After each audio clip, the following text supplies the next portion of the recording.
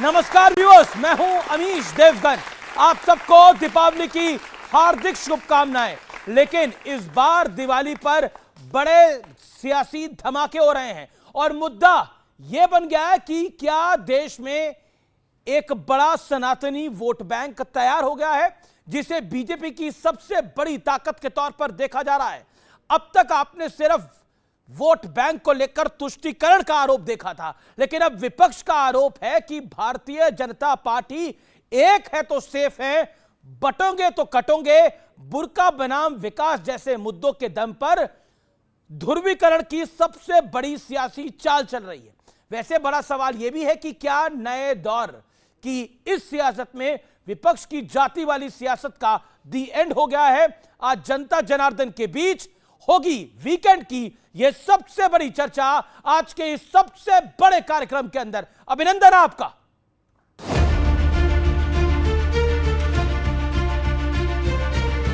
14 नवंबर को जब यहां पर मतगणना हो जाएगी, ये लालू राहुल एंड कंपनी का सुपड़ा साफ हो जाएगा। तब चौथी दिवाली के माहौल के बीच सियासी पटाखे और फुलझड़ियों वाला एक्शन भी शुरू हो चुका है। सीएम योगी बिहार पहुंचे तो विकास वर्सेस बुर्का का चुनावी एंगल दिया। कांग्रेस और आरजेडी ने एक सगोपा छोड़ा है कि विकास नहीं बुर्का चाहिए। फर्जी वोट डलवाएंगे लेकिन चेहरा नहीं दिखवाएंगे। इसके बाद राजनीति में 80-20 वाला 3 साल पुराना दौर याद आया और चर्चा ये शुरू हो गई कि क्या देश में एक बड़ा सनातन वोट बैंक तैयार हो चुका है, जिसका सीधा कनेक्ट भारतीय जनता पार्टी से है। इस ट्राइड एंड टेस्टेड फॉर्मूले से यूपी, महाराष्ट्र और हरियाणा में बीजेपी को बम्पर फायदा हुआ था, लेकिन विपक्ष भी खुद को सूट करने वाले मुद्दे तलाश रहा है। बिहार में महिला वोटर्स का बुर्का हटाकर जांच की बात सामने आई तो विपक्षी पार्टियों ने इसे बड़ा मुद्दा बनाने का भरपूर प्रयास किया। बीजेपी हार से बचने के लिए कुछ भी कर सकती है, नए नियम बनाएगी, नए कानून लाएगी। योगी आदित्यनाथ जी, आप एजेंडा की राजनीति के तहत, आप ध्रुवीकरण की राजनीति के तहत और नफरत के माहौल को खड़ा रखने के लिए जिस तरह की राजनीति करना चाहते हैं, बिहार के लोगों को ये पसंद नहीं है। यूपी के मुख्यमंत्री खुद को योगी कहते हैं। इनको बिना बुर्के में चाहिए महिलाएं। बुर्के में देखना ठीक नहीं लग रहा है, बिना बुर्के के देखेंगी महिलाओं को। अरे कुछ तो लाज शर्म आप लोग रखिए भाई, कुछ तो हया रखिए।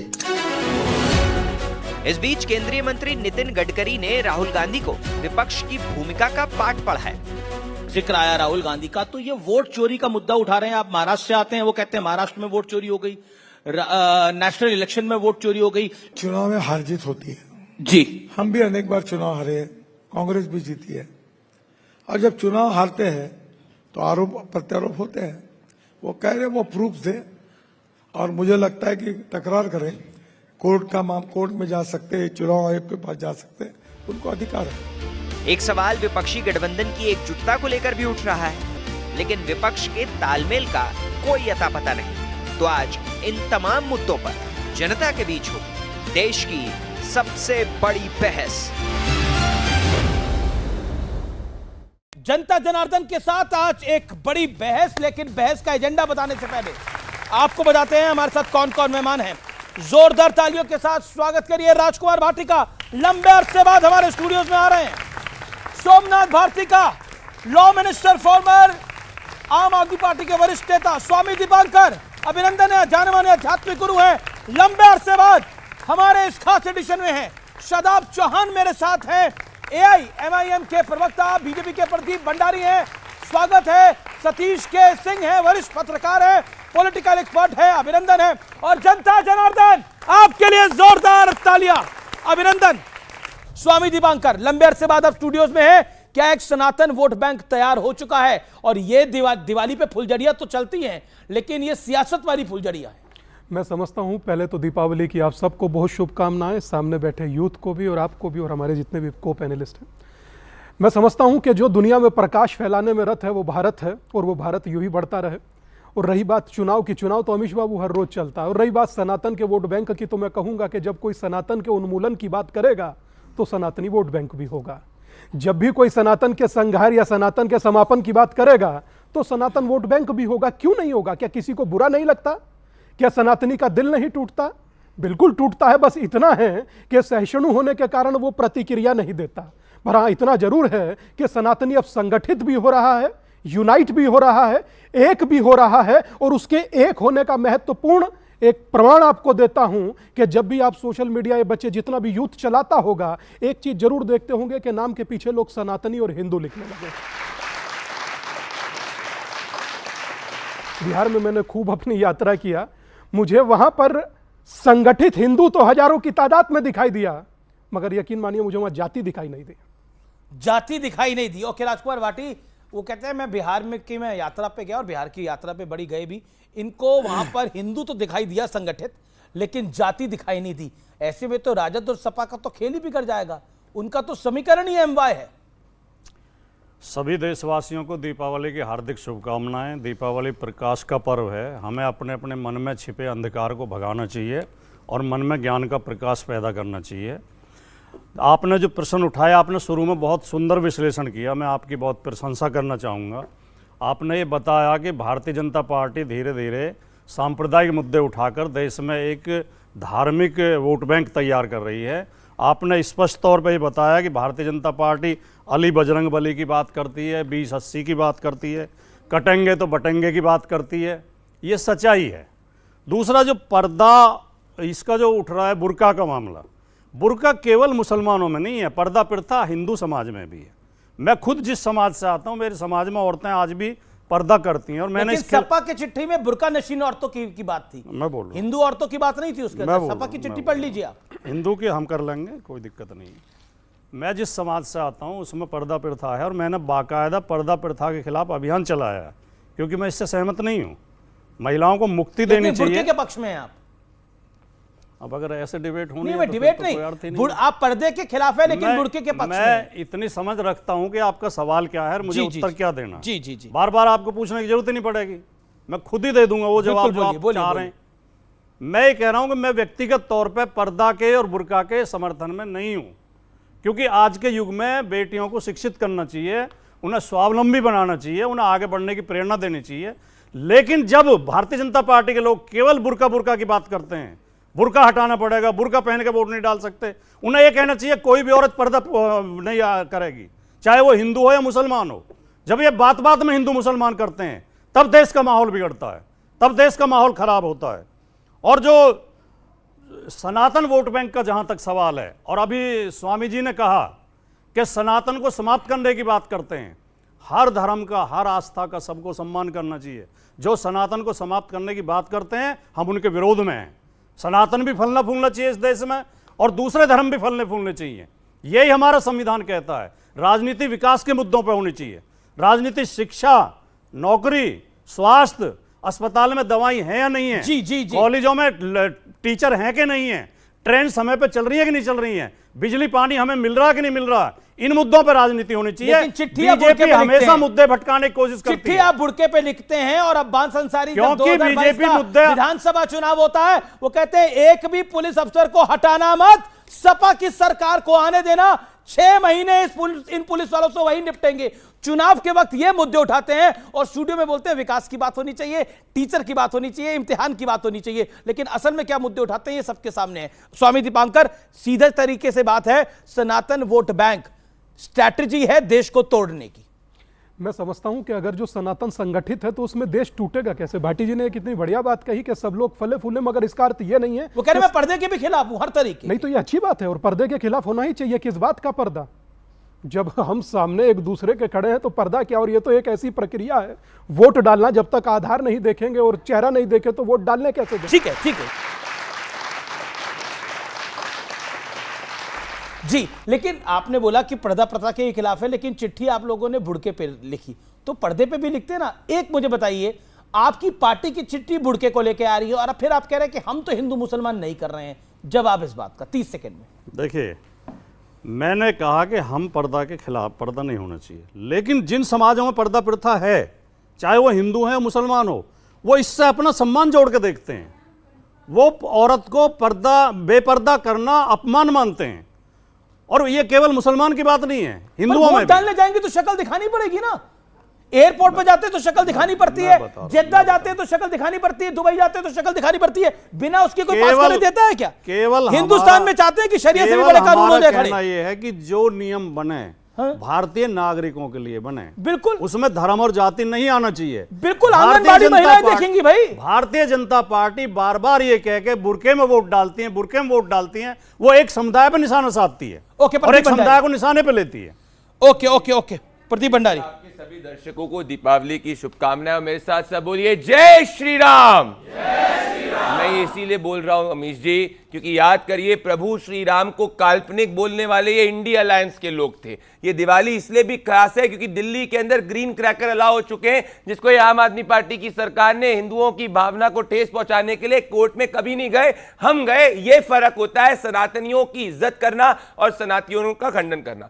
सुप्रीम कोर्ट कहता है कि आप बुरके के साथ में वोट करने नहीं जा सकते, इससे वोटर आइडेंटिफिकेशन में दिक्कत होती है। अगर आपकी धार्मिक भावना इतनी ही आहत होती है तो आप वोट करने मत जाइए, सुप्रीम कोर्ट कह रहा है। तो क्या है सुप्रीम कोर्ट को भी कम्युनल कहेंगे? भाई वोटर आइडेंटिफिकेशन करने को ये हिंदू मुसलमान से क्यों जोड़ते हैं? हम घुसपैठियों की बात करें, ये मुसलमान से क्यों जोड़ते हैं? जब भी हम किसी भी देश के राष्ट्रीय सुरक्षा से जुड़े मुद्दे की बात करते हैं, इसमें इनको इनका मुस्लिम वोट बैंक इसीलिए दिखता है क्योंकि इनका इतिहास रहा है। ये असली कम्युनल लोग ये हैं। हम तो भाई देश को बिहार को 14% ग्रोथ रेट पे भी पहुंचाते हैं, देश के अंदर सबसे ज्यादा बड़ी अर्थव्यवस्था भी बनाते हैं और साथ में प्रभु श्री राम का भी मंदिर बनाते हैं, क्योंकि हमारे सनातन भी सर्वोपरि है, ग्रोथ भी सर्वोपरि है।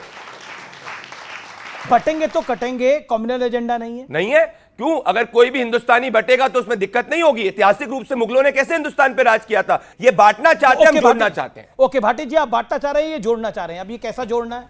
बांटते भी यही हैं और काटते भी यही हैं। अच्छा, काटते भी यही हैं। यस। वर्ण व्यवस्था कहां से पैदा हुई है? हमने पैदा की है क्या? दलितों ने, पिछड़ों ने पैदा की है? गरीब लोगों ने पैदा की है क्या? जो आज उसके सामाजिक व्यवस्था के शीर्ष पे बैठे हैं, जो अपने जाति पे अहंकार करते हैं, घमंड करते हैं, जो अपनी जाति को ऊंची बताते हैं, जो दलित दूल्हों को घोड़े पर नहीं बैठने देते, मूछ रखने पे हत्या कर देते हैं, मंदिर में नहीं घुसने देते, बांटा उन्होंने या हमने बांटा है? वर्णों में, जातियों में इन्हीं लोगों ने बांटा है। और आज यही लोग जगह जगह दंगे कराते हैं, फर्जी अफवाहें उड़ाकर, फर्जी वीडियो चलाकर, तो उसमें काटने का काम भी करते हैं। आप कह रहे हैं कि जातियों में समाज बीजेपी ने बांटा है, लेकिन आप तो जिस विचारधारा अंग्रेजों के समय से बता रहे हैं। जिस विचारधारा की बीजेपी बात करती है, उस विचारधारा ने जब देश आजाद हुआ और भारत का संविधान लिखा गया, उस समय आरएसएस और हिंदू महासभा की मांग थी कि भारत का संविधान मनुस्मृति पर आधारित होना चाहिए। वो मनुस्मृति ही वर्ण व्यवस्था की बात करती है, वो मनुस्मृति ऊंच नीच की बात करती है। ओके, जवाब। जिसकी पार्टी मनुस्मृति की निंदा करेंगे, जिसकी पार्टी अमीश जी, मैं इनके बीच में नहीं बोल रहा था। आपकी पूरी पार्टी जातीयवाद पे आधारित है। अरे आप बाबा साहेब अंबेडकर की बात करते हो, बाबा साहेब अंबेडकर का बूथ लेवल एजेंट आरएसएस का कार्यकर्ता था, कोई समाजवादी पार्टी का कार्यकर्ता नहीं था। आप क्या बात करोगे?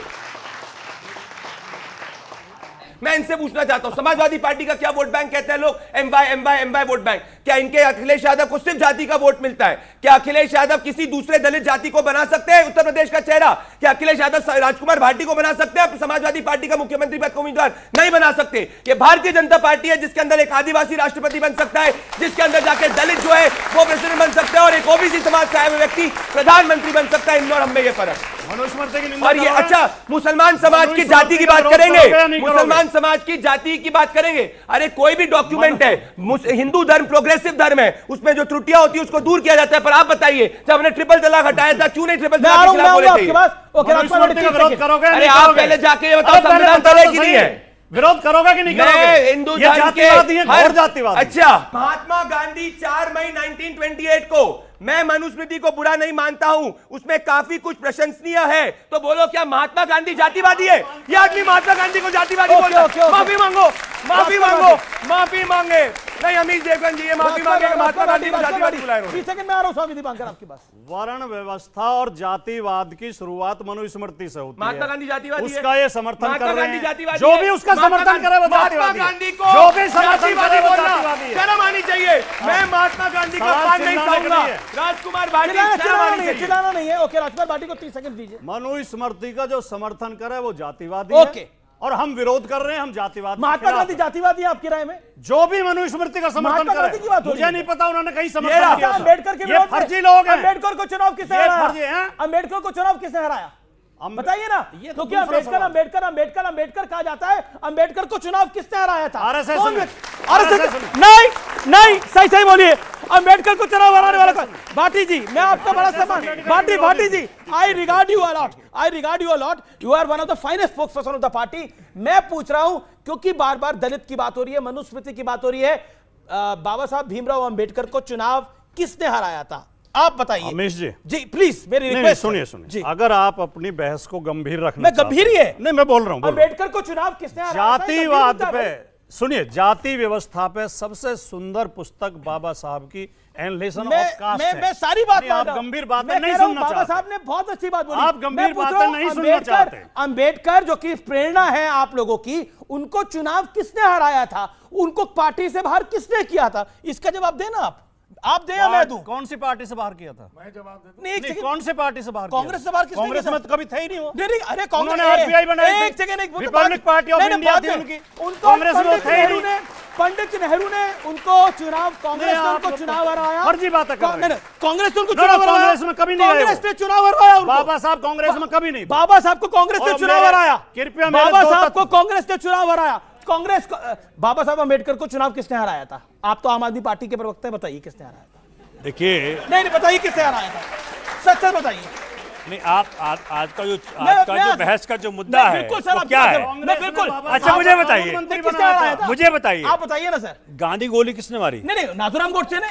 कौन था वो? नाथूराम गोडसे। कौन था वो? नाथूराम गोडसे कौन था वो? नाथूराम गोडसे किस पार्टी से आता है वो? बीजेपी से तो नहीं आता है। कौन सी आइडियोलॉजी उसकी? देखिए अब मेरे में कौन सी पार्टी उसकी पूजा करती है? ऐसा सवाल मैंने कौन सा पूछ लिया है? पूछिए, बताइए ना। अम्बेडकर साहब को चुनाव नहीं पार्टी ने हराया। आप लोग सर्च करिए और आप लोग बताइए गोली मारने वाला व्यक्ति किस पार्टी ने हराया? किस पार्टी से आता है? के खिलाफ कौन सी पार्टी थी? पंडित नेहरू कहां खड़े थे? ये देश जाने और समझे आज कि अम्बेडकर की बात करने वाले अम्बेडकर के विरोधियों के साथ खड़े हैं और डंके की चोट पर खड़े रहे हैं।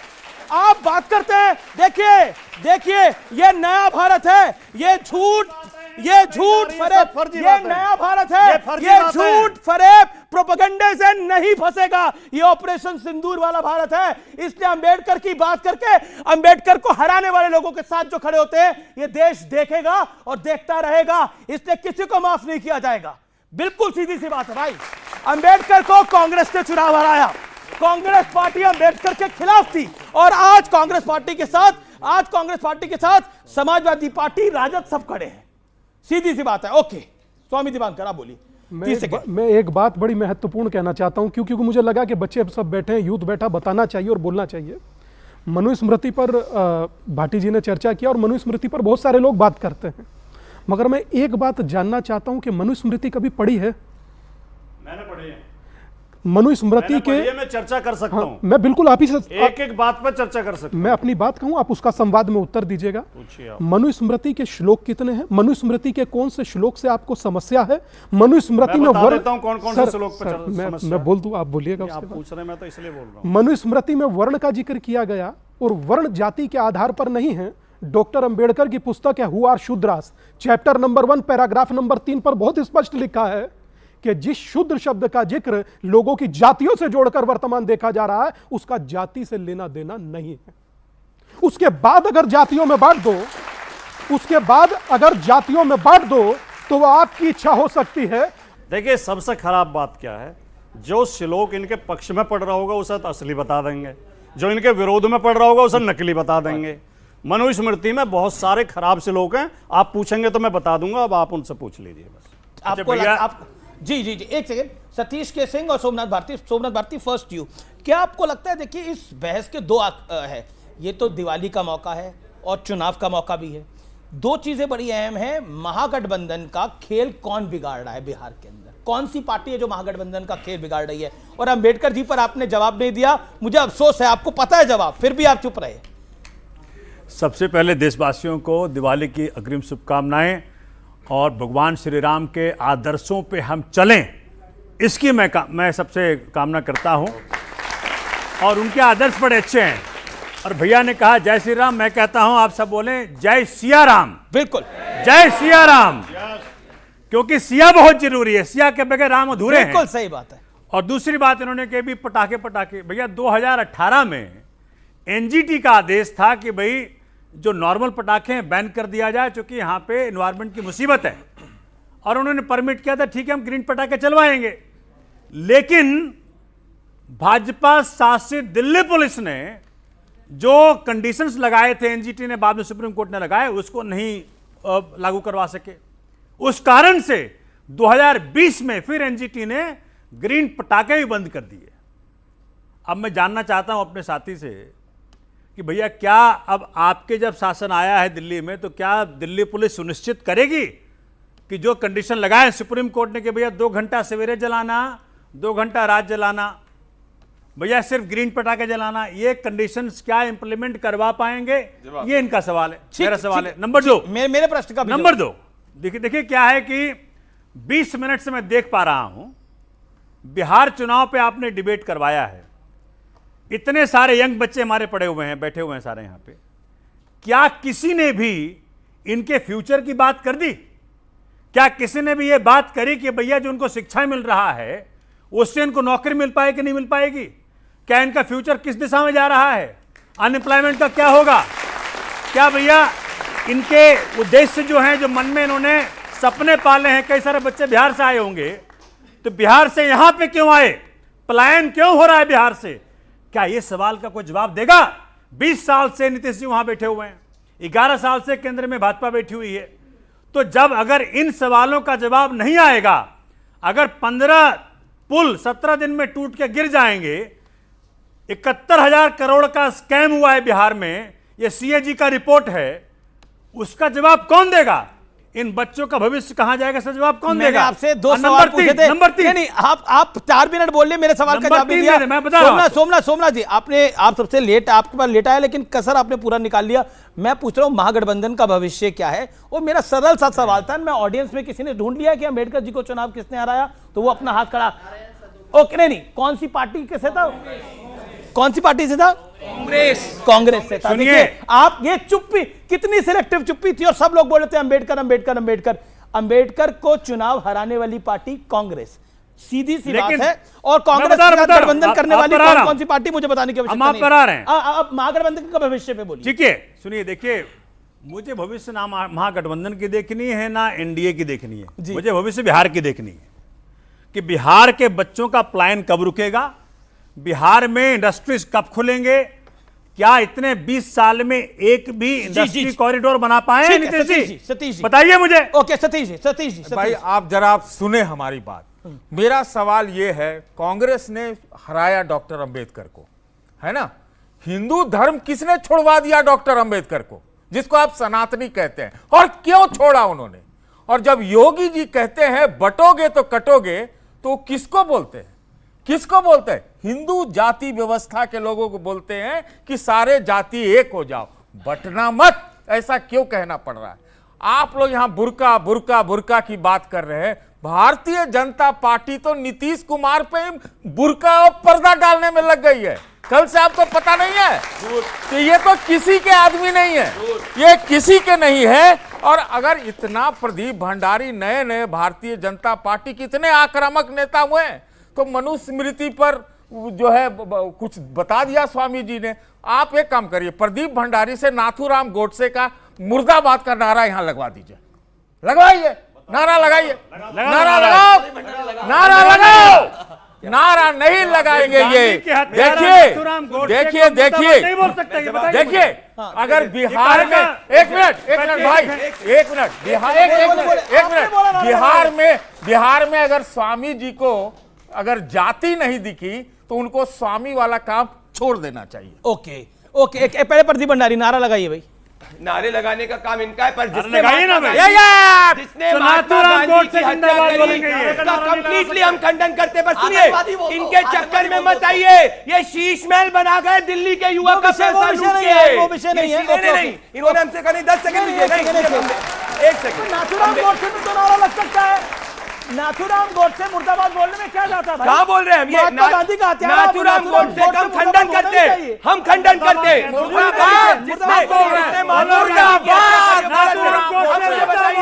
बाबा साहेब अंबेडकर को चुनाव हराने वाला नारायण कजोलकर को पद्मा अवार्ड कांग्रेस ने दिया। माफी कब मांगेंगे? कब माफी मांगेंगे? वो सारे माफी मांग लेंगे। नहीं, क्यों मांगनी चाहिए?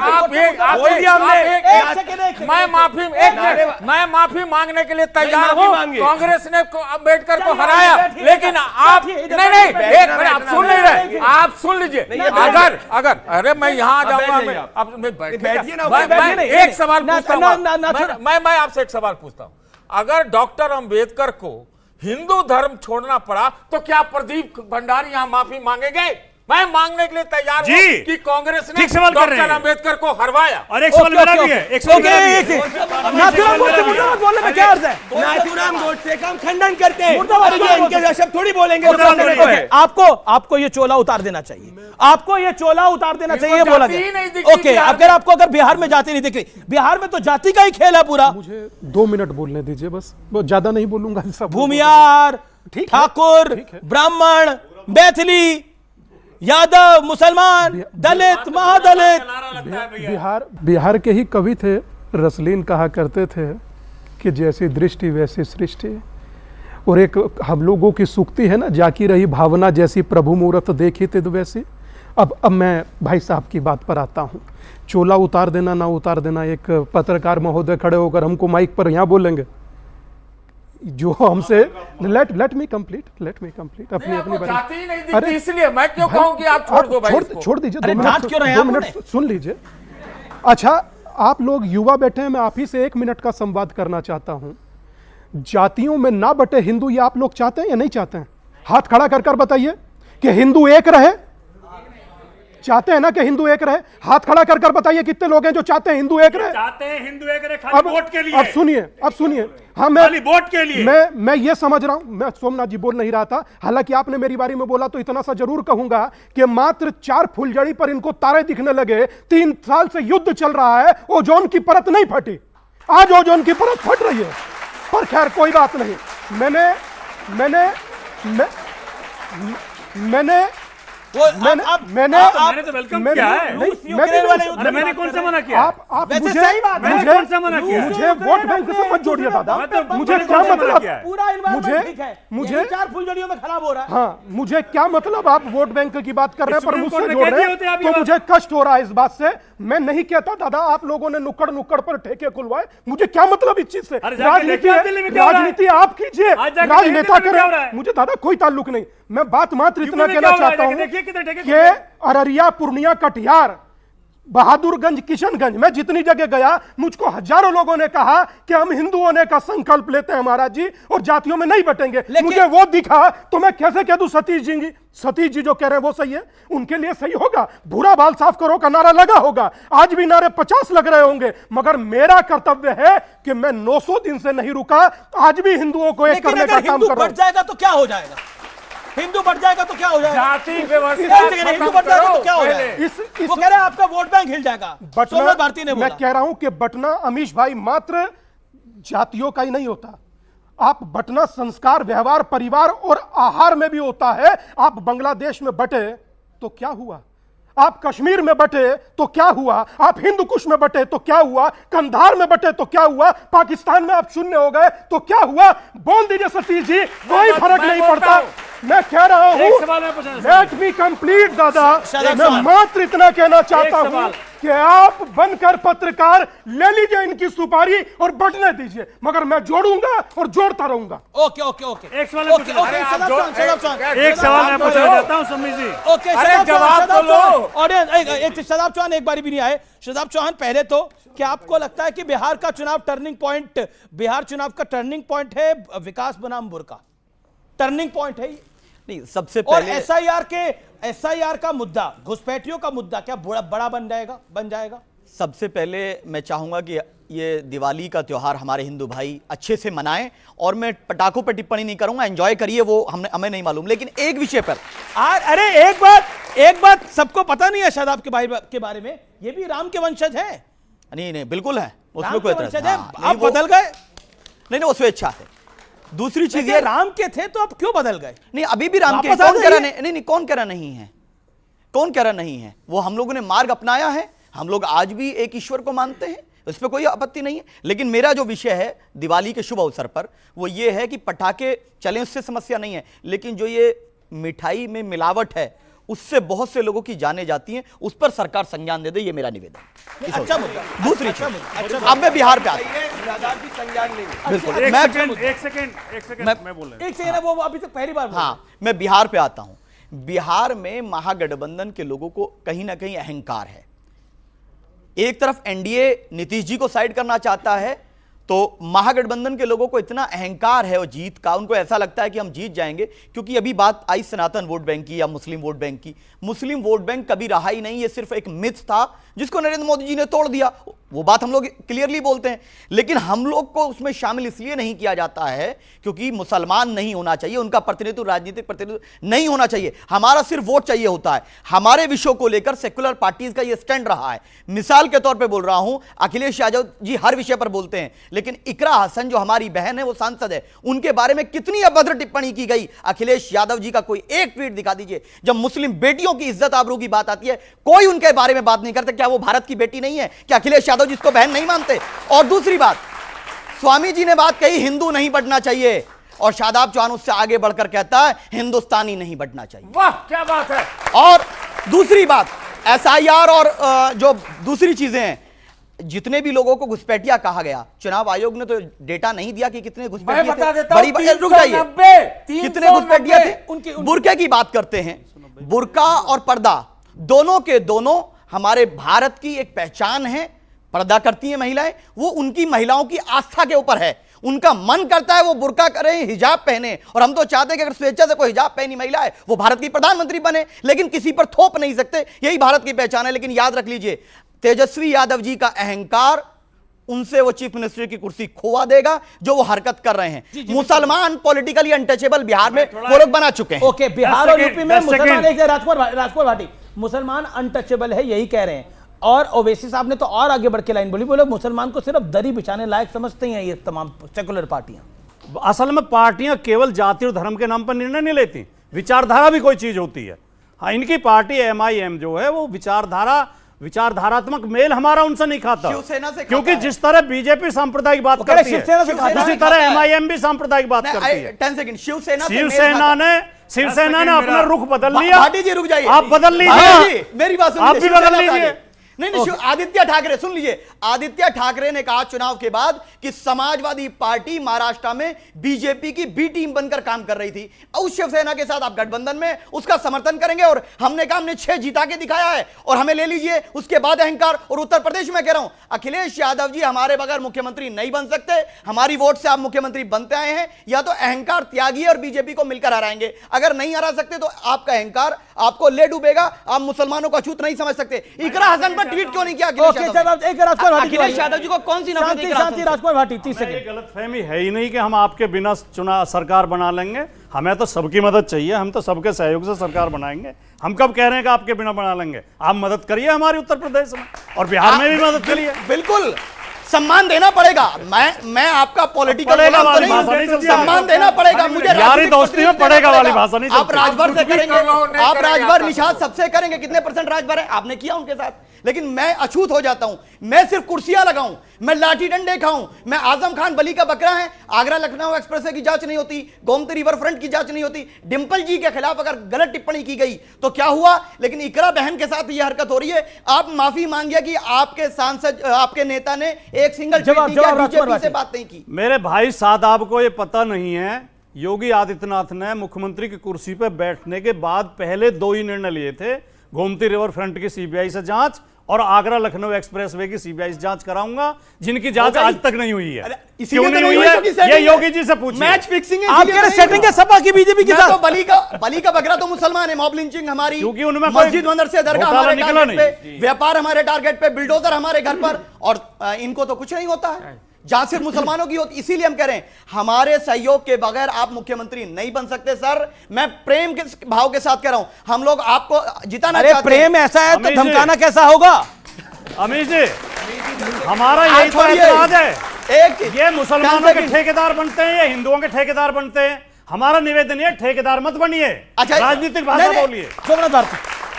देखिए पहली बार स्वामी जी को बुला, मैं बड़े सम्मान करता हूं, स्वामी जी का बड़ा आदर करता हूं।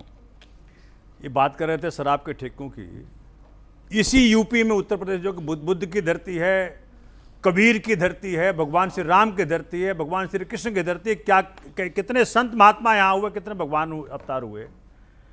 27,000 स्वामी जी स्कूल बंद किए गए हैं अभी, और 27,308 शराब के ठेके खोले गए हैं यहाँ पे। बताइए उत्तर मुझे क्या कहना, बता दो। जी। दूसरी बात जो बात कर रहे थे ठेके की, भाई ओवैसी जी को बना दिया इन्होंने मुसलमानों का मसीहा। अरे भैया ओवैसी जी के यहाँ जब हैदराबाद में मैं आम आदमी पार्टी तेलंगाना का इंचार्ज रहा, 8 के 8 सीटों पे कौन लोग हैं वहां पे पता है आपको? इनके भाई एमएलए, खुद एमपी, फलाना, पूरे परिवार में ही है। नहीं, पूरा बता दीजिए, पूरे परिवार में ही है, पूरा बताइए। तो इसलिए ये ठेकेदार बनना बंद कर दीजिए।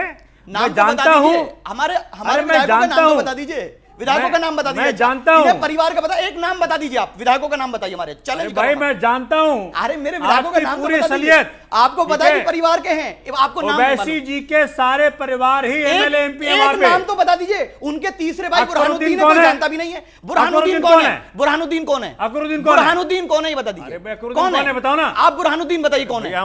पूरा जो एमएलए बुरहानुद्दीन कौन है? क्या है कि आप बताइए। ये जो ठेकेदारी प्रथा एक ले रखा भाजपा ने हिंदुओं का, एक ले रखा मुसलमानों का, ये वही साहब ने, ये जो कम्युनल लोग हैं देश को बांट के रखना चाहते हैं।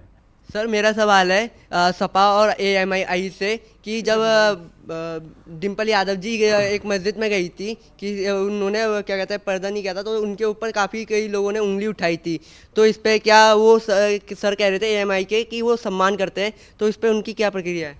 बिल्कुल, किसी भी महिला के खिलाफ अभद्रता करने वाला, बकवास करने वाला कोई भी व्यक्ति स्वीकार्य नहीं है समाज में, चाहे इकरा हसन हो, डिम्पल यादव हो, और छोड़िए बीजेपी से मेरा विरोध है, लेकिन उनकी पार्टी की सांसद के विरुद्ध भी अगर कोई ऐसी बकवास करेगा हम उसको स्वीकार नहीं करते। किसी ओके और सवाल, और किसका सवाल, हाथ खड़ा करिए। मेरा सवाल बीजेपी से है, अगर बीजेपी बिहार में जीती है एजुकेशन सिस्टम लाएगी, दोबारा नहीं लाएगी? ओके, बिहार में आप जीतते तो एजुकेशन सिस्टम ठीक करेंगे वहां पर? बिल्कुल करेंगे। बिहार को 14% ग्रोथ रेट भी हमने पहुंचाया, करेंगे। 39 लाख रोजगार करा, पहले से बेहतर हुआ है। वो कह रहा अभी तक क्यों नहीं किया?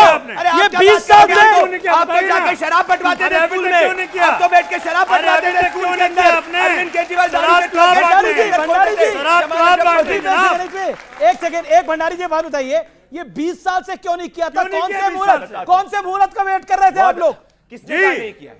किसने कहा नहीं किया है? क्या बिहार के वहाँ युवा के स्कूल ठीक नहीं, अरे नोटा से नीचे वोट आया बिहार में, क्या बिहार की बात करेंगे? गए नहीं हो बिहार के अंदर, यहाँ पे बैठे अपने से बड़े से शीश महल में रहे हो, चेक करो गूगल पे। दिल्ली में आपने इतने वादे किया वो पूरे हुए हैं अभी, जो आप बीजेपी को कह रहे हो आप इतना? कौन से वादे? आम आदमी पार्टी से मेरा सवाल है कि दिल्ली में अभी तक जो वादे आपने किए वो पूरे हुए हैं? अरे इनकी तो सरकार ही निकल गई, इनकी तो सरकार ही चली गई भाई। मैं जवाब दे दूं? जवाब तो दीजिए। देखिए आप लोग बड़े बड़े वादे बात करते थे, लेकिन आप तो खुद ही दिल्ली के अंदर जो आपकी सबसे बड़ा रण क्षेत्र था वहीं आप निपट गए। नहीं देखिए, हारे ना चुनाव। सुनिए ना, बताता हूं आपको। देखिए जो वोट चोरी भाजपा ने ओपनली किया बिहार में, वो वोट चोरी की शुरुआत भाजपा ने दिल्ली में की, और उसमें चला गया, और उसके अंदर सुनिए, सुनने का साहस रखिए, और उसके अंदर कांग्रेस सम्मिलित थी। आपको मैं उदाहरण देता हूं, वोट चोरी कर रही थी, कांग्रेस ने भाजपा के वोट चोरी में दिल्ली में साथ दिया। देखिए मैं ओपनली कह रहा हूं ये बात। जब जो बीजेपी से हारता है वो वोट चोरी का आरोप लगाता है। राहुल गांधी हारे, उन्होंने बोला वोट चोरी हो रही है। अच्छा, आम आदमी पार्टी हारी, उनको लगा वोट चोरी हो रही है। आम आदमी पार्टी बताया दिल्ली में आउट ऑफ 70 67 सीट जीत कर आई थी, आउट ऑफ 70 62 सीट जीत कर आई थी। पंजाब में 90 सीट जीत के आई थी। जब खुद जीते थे तो वोट चोरी नहीं थी, बीजेपी जीत के आ गई तो वोट चोरी हो गई। मेरा सवाल समाजवादी पार्टी से ये है कि अगर बिहार में इनकी सरकार बनती है तो माफिया राज बढ़ेगा या घटेगा? अच्छा, आरजेडी की सरकार बनती है, अगर आरजेडी की सरकार बनती है, एक है कि गुंडों की सरकार होगी, वो बदमाशों की सरकार होगी, शाहबुद्दीन का बेटा। अब आप बताइए, अब लालू यादव और तेजस्वी यादव ने शाहबुद्दीन के बेटे को टिकट दे दिया सिवान से। क्या देखिए, राजकुमार भाटी, बिहार में अगर आरजेडी की सरकार बनती है तो रामराज लाया जाएगा और बिहार का विकास होगा, बिहार में नौकरियां मिलेंगी, बिहार में स्कूल कॉलेज खुलेंगे। भाटी जी, आप खुद भी कन्विंस नहीं है इस बात से। एक बच्चे ने सवाल पूछा, एक बच्चे ने इनसे पूछा कि क्या आप शिक्षा व्यवस्था में परिवर्तन करेंगे? ये परिवर्तन तो करेंगे, पर किस तरह का करेंगे? एक मिनट मेरी बात।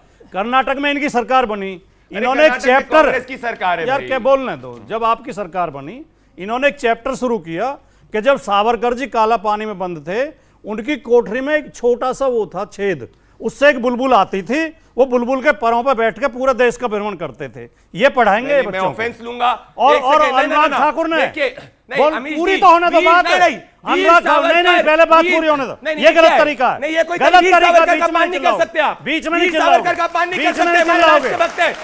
चिल्लाओगे, आपको जो बीजेपी को बोल रहा है वीर सावरकर जी का अपमान नहीं कर सकते। देखिए, हिमाचल प्रदेश में अनुराग ठाकुर नवोदय विद्यालय में गए और बच्चों को पढ़ा रहे थे, दुनिया का पहला अंतरिक्ष यात्री हनुमान थे। ये पढ़ाएंगे अगर इनकी सरकार आएगी तो। इनको भगवान हनुमान से इतनी दिक्कत क्यों है? ये सही बात है, भगवान हनुमान ने जाकर ब्राह्मण का मारा क्या दिया? देखिए, हिंदू घृणा जरा दूसरे धर्म पर ऐसी टिप्पणी करो, जैसे दूसरे धर्म पे ऐसी टिप्पणी करके बताओ। दूसरे धर्म के ऊपर करो, वीर सावरकर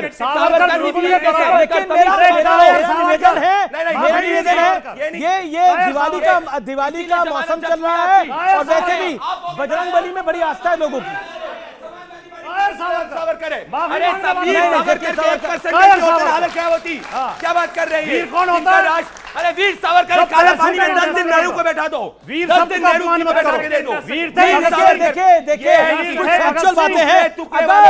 अगर सावरकर कायर है तो सावरकर को कायर कहना हिंदुस्तान को कायर कहने के बराबर है। सावरकर सा ना कोई हुआ था, सावरकर सा ना कोई होगा। सावरकर वीर थे, वीर है और वीर ही रहेंगे। और मैं बता, देखिए कुछ फाट, देखिए इस पूरे हल्ले गुल्ले के अंदर सावरकर को लेकर जो टिप्पणी हुई, बजरंगबली को लेकर जो टिप्पणी हुई, उस पर मेरी बिल्कुल सहमति नहीं है। सावरकर काला पानी की सजा मिली जिसको 2-2 बार, उस सावरकर को गाली देने का अधिकार नहीं है किसी को। मैंने माना वो गांधी नेहरू परिवार से नहीं आता था, क्या उसका सम्मान का अधिकार नहीं है? उस वीर सावरकर को सम्मान का अधिकार नहीं है? सावरकर ब्रदर्स के साथ जो कुछ अंग्रेजों ने किया, ऐसा क्या था सावरकर के अंदर कि 2-2 बार काला पानी की सजा दे दी गई थी सावरकर को? कुछ तो हुआ होगा, कुछ तो किया होगा। देखिए, मेरा निवेदन है कि महापुरुषों को इस चर्चा से अलग रखें। सावरकर वीर थे, वीर है और वीर ही रहेंगे। मैंने सावरकर और हनुमान पर टिप्पणी नहीं की, मैंने बीजेपी पे टिप्पणी की है। नहीं, आपने सावरकर को कायर बोला। ये गलत पढ़ाते हैं। आपने सावरकर को कायर बोला। सावरकर बुलबुल के परों पर उठते थे, सावरकर कायर बुलबुल के परों पर उठते थे। मैं उस बात, ये सावरकर पर टिप्पणी कैसे? आपको कहता हूं कुछ, ये इनके अज्ञान पर टिप्पणी है। इसके ऊपर सतीश के सिंह, आपका कमेंट।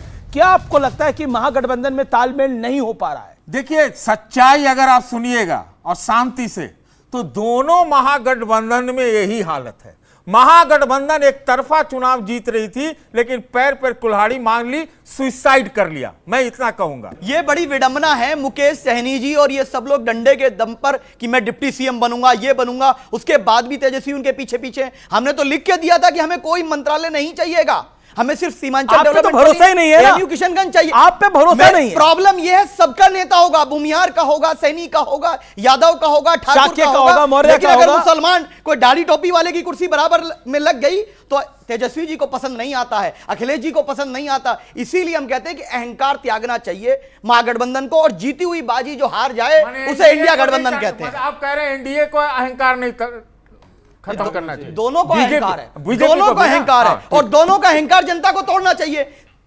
एमआईएम किंग मेकर बनेगी, हम लोग ये कह रहे हैं, ये कह रहे हैं। और अभी आपको कौन सा गठबंधन आगे दिख रहा है, महागठबंधन या एनडीए? महागठबंधन आगे हो सकता था, लेकिन उसने जो हरकतें की हैं, जो नादानी करता है महागठबंधन, वो हार का कारण बनते हैं। बीजेपी और एनडीए जो है जब चुनाव आता है तो 24 घंटे मेहनत करती है, और जो विपक्षी गठबंधन है उनके बहुत से नेता तो बाहर चले जाते हैं। कौन से नेता बाहर चले जाते हैं? बड़े नेता, मैं नाम लूंगा तो नहीं ले सकता। नाम लेने नहीं, बड़ा खानदान है, ब्राह्मण है, मैं नाम नहीं ले सकता। नहीं हो सकती बीजेपी की, मैं बड़ा, हाँ। और ये भी नहीं, ये चुनाव लड़ रहे हैं, ये पक्ष तो ले रहे हैं कांग्रेस का। बिहार में अकेले चुनाव लड़ रहे हैं। कितनी सीट पे लड़ रहे हैं सर? सारी सीटों पे लड़ रहे हैं। ये देखिए, मैं 6 सीट पे ले रहा हूँ। लड़ रहे हैं चुनाव। वाह वाह वाह, वो कह रहे कि ये एक कॉम्प्लीमेंट है बीजेपी के लिए विपक्ष द्वारा कि आप लोग 24 घंटे मेहनत करते हैं, लेकिन जब रिजल्ट आता है तो फिर बाकी विपक्ष को लगता है वोट चोरी हो रहा है, वोट चोरी हो रहा है। ये तो वही हो गया, एक बच्चे ने 12 महीने मेहनत करी और फिर पेपर दिया और वो फर्स्ट डिवीजन से पास हो गया। जो फेल हो रहा है वो कह रहा है देखिए एग्जामिनर खराब था, टीचर तो और बकवास था और पेंसिल तो टूट ही गई थी। ओके, प्रदीप भंडारी। मैं अमीश जी, हमको जितनी गालियां बकनी है, जो बोलना है बोलिए, पर नहीं तो तारीफ करिए, गाली तो नहीं। मैं कह रहा हूं जिसको गाली किसी ने नहीं बकी। जो बोलना है बोलिए, सुनिए, वो जो बोलना है। पर मुझे बताइए, राहुल गांधी के पास कोलंबिया में कॉफी सीखने का समय, पर बेचारे तेजस्वी को दिल्ली में अपॉइंटमेंट देने का समय नहीं है। भैया ये कैसा गठबंधन है? राहुल गांधी पे ये राहुल गांधी कोलंबिया में कॉफी बनाना तो सिखा रहे हैं, लेकिन तेजस्वी यादव को समय नहीं दे पा रहे हैं, ऐसा क्यों है? सोमनाथ भारती, आपके तो करीबी रहे हैं राहुल जी, बहुत चाहते हैं। मैं तो कह रहा हूं आपके तो करीबी रहे हैं राहुल जी। भैया मैंने तो आपके शो में कई बार कह दिया। क्या कह दिया? जब तक इस गठबंधन, इंडिया गठबंधन के को लीड करेंगे राहुल जी, तब तक बड़ा गर्क होगा इनका। ओके, चलिए, कह दिया, ऑन रिकॉर्ड कह दिया। ओके ओके ओके ओके, आखिरी शब्द स्वामी जी आपके। मैं मात्र इतना कहना चाहता हूं, निसंदेह आज चर्चा देखकर आनंद आया, वाकई अच्छी चर्चा थी, मगर इतना सा जरूर कहूंगा कि हम सभी लोग अपने जीवन को बहुत अच्छे से जिए, मगर इस चीज को ध्यान रखते हुए कि सभी धर्मों का सम्मान। आज के इस कार्यक्रम को यहीं समाप्त करते हैं। उम्मीद है बिहार के चुनाव में विकास की बात भी होगी, लेकिन यह तो विपक्ष को पता लग गया कि सनातनी वोट बैंक है, इसीलिए चुनावी फुलझड़ियां बहुत चल रही हैं। फिलहाल इतना ही, आपको मेरा नमस्कार, धन्यवाद।